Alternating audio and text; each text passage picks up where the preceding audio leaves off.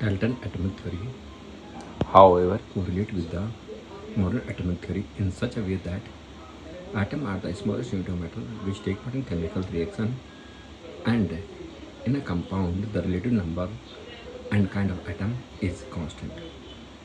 जो Dalton theory थी और जो मॉडर्न थ्योरी है उसमें यही को रिलेशनशिप है कि एटम सबसे छोटा पार्ट होता है जो केमिकल रिएक्शन में टेक पार्ट करता है, और जो कंपाउंड है, जो कोई भी कंपाउंड है, जैसे पानी है, कहीं से पानी उठाओ, the formula of water will be H2O only, the formula of calcium carbonate will be CaCO3 and so on.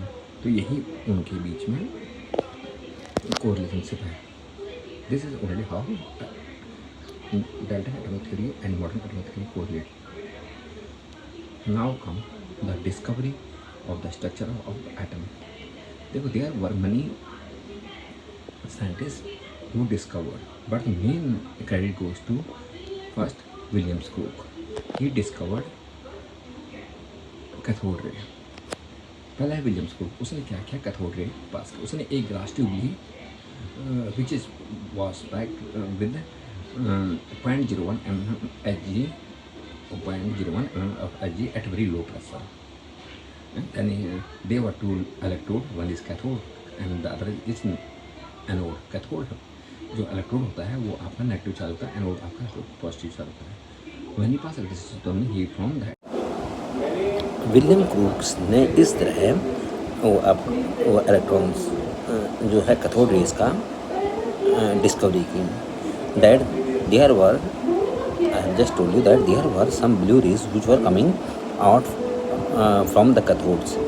He called them cathode rays. Since these rays were coming out from the cathode, he called them cathode rays. Then came J.J. Thomson. Sir J.J. Thomson ने 1897 में he studied the characteristic of these cathode rays. उसने उसके cathode rays के बारे में पढ़ा। क्या है cathode rays? पहले उसने ये कहा कि these rays travel in straight line, वो हमेशा एक स्ट्रेट लाइन में जा रहे हैं। And second is they are deflected by magnetic, वो मीन डिफ्लेक्ट हो रही है। जब हम मैग्नेटिक फील्ड और इलेक्ट्रिक फील्ड लगता है तो वो they are getting deflected, mean अपना डायरेक्शन चेंज कर रही हो। तीसरा है दे हैव काइनेटिक एनर्जी, उनमें कुछ एनर्जी होती है, काइनेटिक एनर्जी। कोई भी चीज़ जब उनके पास, इनके मेटल को ऑब्जेक्ट उनके सामने रखो तो the rays, the temperature of that metal object increases. And these were the observation of Sir J.J. Thomson. तो कंक्लूजन, इससे क्या कंक्लूड किया कि ये उसको ये लगा, उसने ये कंक्लूड किया है कि cathode rays consist of negative charge particles and these negative charge particles are called, इन्हें क्या कहते हैं, इलेक्ट्रॉन्स कहते हैं। The electrons have the electrons have negative charge. Atom of all types of the same particle electrons, how electrons are emitted are all identicals. जो भी electrons emit हो रहे हैं वो सब क्या है, identicals हैं। Since atom is, हमको पता है कि atoms electrically neutral है, इसका मतलब कुछ ना कुछ तो उसमें ऐसा है कि जो उसको ये मेन इलेक्ट्रॉन्स नेगेटिव तो उसको कुछ ना कुछ तो पॉजिटिव ऐसा है कि जो उसको न्यूट्रल बना है। तो इसका मतलब there are some positive particles in the atom also, so they were called protons. They were called protons which led to its discovery. So the mass of an electron is 9.1 into 10 power minus 28 gram and the charge of electron is 1.6 into 10 power minus 90 coulomb. ठीक है, minus 1.6 into 10 power 90 coulomb इसका charge है। The mass of electron is 9.1 into 10 minus 20 gram, the charge of electron कितना है, 1.6 into 10 minus 90 coulomb. अब है आपका cooled ने क्या किया था, प्रोटॉन को डिस्कवर किया था। He found that when some rays were pass through anode, जब एनोड से कुछ रेज नहीं निकली, they were moving toward the cathode. तो एनोड का क्या होता है, आपका पॉजिटिव चार्ज इलेक्ट्रोड है, जब उससे रेज निकली तो they move toward the negative charge particle, hence he named them protons. Simple से गोल्डस्टीन ने इसको प्रोटॉन का नाम दिया। The mass of proton is it's heavier than a electron से आपका heavier होता है, तो इसका मास है 1.6 into 10 की power minus 24 gram and the charge is 1.6 into 10⁻19 coulomb. The mass ना, इसका जो मास है वो है 1.6 into 10⁻12 coulomb and the charges 1.6 into 10⁻19 coulomb. Okay, now we will going to discover Rutherford atomic model, the most important of this part। Rutherford atomic model, उसके हिसाब से उसने क्या क्या था, डिस्कवरी ऑफ न्यूक्लियस, सब कुछ ये रदरफोर्ड की ही टीम है। Okay, Lord Rutherford in 1911 studied the atomic model and came to discover atomic model, atomic nucleus। 1911 में लॉर्ड रदरफोर्ड ने क्या किया था, उसने एक एक्सपेरिमेंट किया through which he studied the atomic model and discovered the atomic nucleus। जो nucleus है उसकी उसने डिस्कवर किया। उसने क्या किया, he passed alpha rays. Alpha rays जो रेडियम है, रेडियम से रेज निकलती है, हम ऑलरेडी पता है रेडियम एक मेटल है, हैवी मेटल है, जिससे रेज निकलती है, we call them alpha rays. Alpha ray क्या होता है, alpha rays are doubly charge helium atom. Doubly charge helium atom है, वो mean doubly charge helium atom, it's positive charge. He made it pass through thin metallic sheets of gold. एक हमने उसने क्या किया, अल्फा रेज को पास किया gold foil की, जो पतली वेरी थिन गोल्ड फॉयल के थ्रू पास किया। अब हमको पता है कि गोल्ड आपका मेटल है, वो भी पॉजिटिव चार्ज है, अल्फा रेज भी पॉजिटिव चार्ज है। जब वो उसके थ्रू पास हुआ तो ही फाउंड दैट, उसने ऑब्जर्व किया नंबर ऑफ रेज, बहुत सारे रेज सीधा उससे पास हो, number of rays pass through the gold foil directly, very few came back, bounce back, बहुत कम बाउंस बैक हुई, और सम स्कैटर्ड, कुछ स्कैटर्ड हुई एट वेरी लार्ज एंगल, कुछ स्कैटर्ड हुए। उसने क्या देखा, जब when he pass alpha rays through gold foil, gold foil alpha is positive charge, gold foil भी आपका गोल्ड है, मेटल है, पॉजिटिव चार्ज होगा। जब अल्फा को गोल्ड फॉयल को पास किया, उसने देखा कि बहुत कम वापस आए, ज़्यादातर सीधा पास हो गए उससे, और कुछ स्कैटर्ड हुए at very large angle, I mean scattered हुए अपोजिट। इसका मतलब उसने उससे क्या कंक्लूड किया, atom as a whole is empty. Atom पूरा आपका एम्प्टी है, atom as a whole is empty. A very small mass is concentrated at the center. एक छोटा सा मास कंसंट्रेटेड है at the center, which is positive. जो positive charge है वो कहाँ पर कंसंट्रेटेड है, सेंटर पर कंसंट्रेटेड है, due to which the rays come back and the negative charge particles are scattered around this mass. इस मास के अराउंड क्या है, जो नेगेटिव चार्ज है वो स्कैटर्ड है, ठीक है। तो इसके उसने क्या किया, उसने इससे कंक्लूजन किया, atom as a whole is empty. Atom as a whole empty है, a positive charge is present in a very small region. जो पॉजिटिव चार्ज है वेरी स्मॉल रीजन की में प्रेजेंट है, due to which the alpha rays bounce back and third the electrons are present around this mass to the center mass, he called them nucleus, and the electrons are present outside this nucleus. This is Rutherford atomic model. This is the explanation of Rutherford atomic model.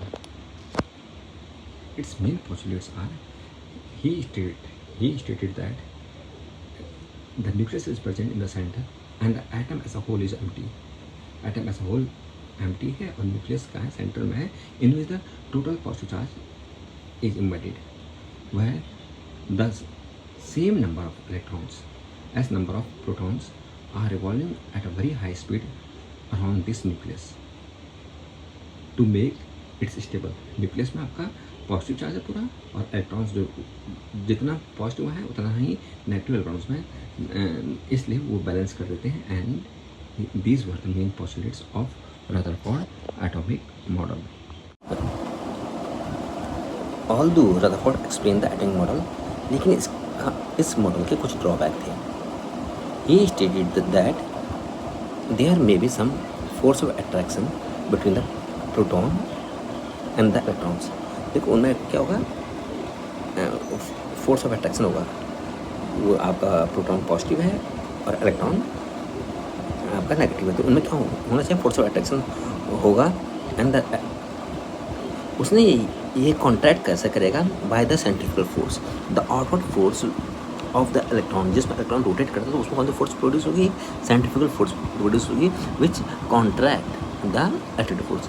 जो आपका attractive force है electron और proton को contract करेगा कौन सा, centrifugal force of the electrons. Second point, it's noted that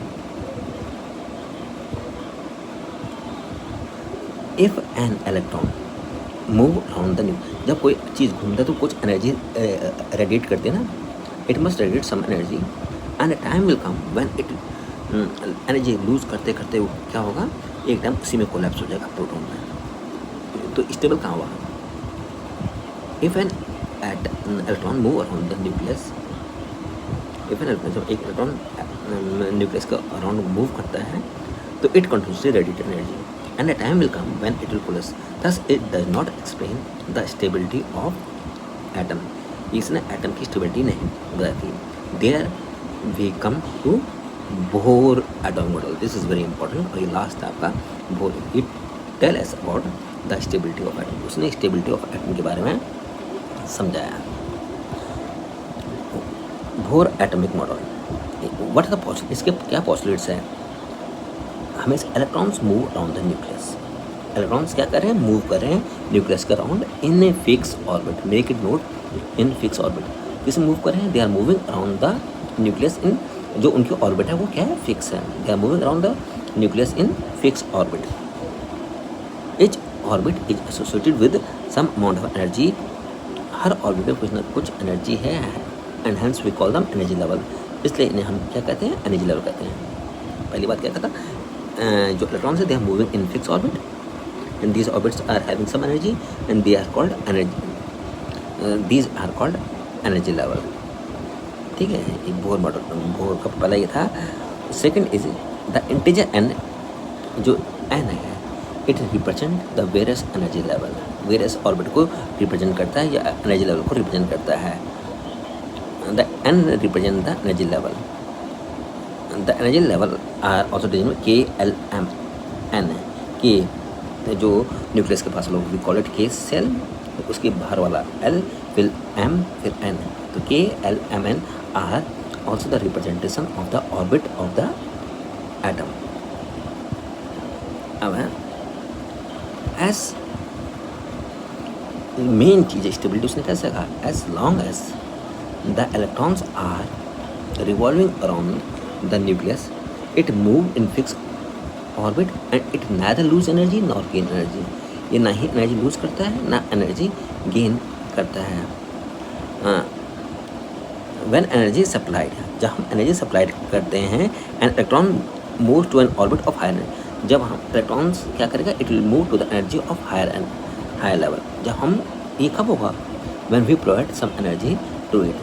ठीक है, तो उसने ये कहा eight as long as the electrons are moving around the orbit in a fixed orbit, it neither lose energy nor gain energy. When we provide energy, it move to the orbit of higher energy level. When it's radiate energy, it's move to energy level of the original state. So hence it explain the stability of atomic model. ठीक है, atom कैसे stable है, bourse ने explain किया. This is the postulates of Bohr atomic model. Electron revolve around the nucleus in fixed orbit. मैंने तुम्हें समझाया था कि इलेक्ट्रॉन्स क्या करते हैं, न्यूक्लियस के अराउंड घूमता है. देखो उसमें सेल्स हैं, फिक्स ऑर्बिट वाले एनर्जी लेवल है K L M N. N यदि 1 होगा तो K सेल होगा, N2 होगा तो L सेल होगा, N3 होगा तो M सेल, और N4 होगा तो आपका M सेल होगा. जब तक वो उन ऑर्बिट में घूम रहा है, it neither lose energy nor gain energy. Well जब हम उसको एनर्जी सप्लाई करते हैं, जब कैलकुलेशन में एनर्जी सप्लाई होती है, then the electron moves to higher energy level. वो अपने E1 में तो E2 को मूव कर लेगा, suppose the lower energy level E1 था, और जब वो वापस आएगा अपने स्टेबल करने के लिए वापस आएगा, तो वो क्या करता है, it radiate energy in the equation E2 minus E1 is equal to H into nu. H is the Planck's constant and nu is the frequency of the radiation. H is Planck's constant. The value of H is 6.6 into 10 minus 34 joule second. Okay, this is postulates of Bohr atomic model.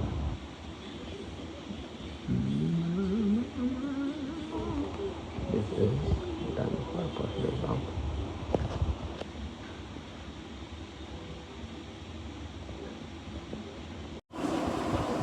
The last is discovery of neutron. The discovery of neutron was done by James Chadwick. James Chadwick ने 1932 में neutron discover किया. He found that we know that the mass of helium atom is 4, and since the mass of electron is almost negligible and the mass of proton is 2, so there must be some other mass. So he concluded that it is the mass of neutron which is equal to the mass of proton almost. So hence it concluded that the mass of neutron is 1.6 into 10 power minus 24 gram, and the charge of neutron is no charge, it's carry no charge, तो it's neutral. ठीक है, तो James Chadwick ने 1932 में discover neutron.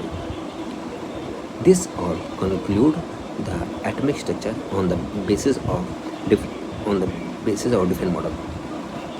I told you discovery of electron, discovery of proton, discovery of electron, J.J. Thomson's discovery of proton by Goldstein, Rutherford atomic model, the Niels Bohr atomic model, and last J.J. Chadwick for discovery of neutron. This conclude your atomic models and the atomic structure. Now we will deeply get into the atomic structure and all one by one. Okay, in the next part I will teach you all about the atom.